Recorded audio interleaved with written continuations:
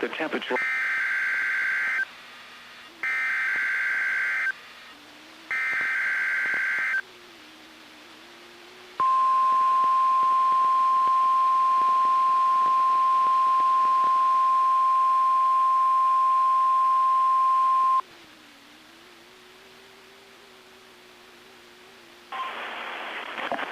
This is NOAA Weather Radio, the 24-hour voice of your National Weather Service. The preceding signal was a test of the public warning and alarm for transmitters in the Florida listening area originating from Ruskin, Florida. This was also a test of the same system or specific area message encoder. The same system will alert only the county or counties affected by a particular warning.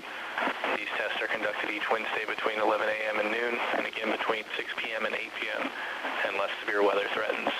This concludes the weekly test, and we now return to regular programming.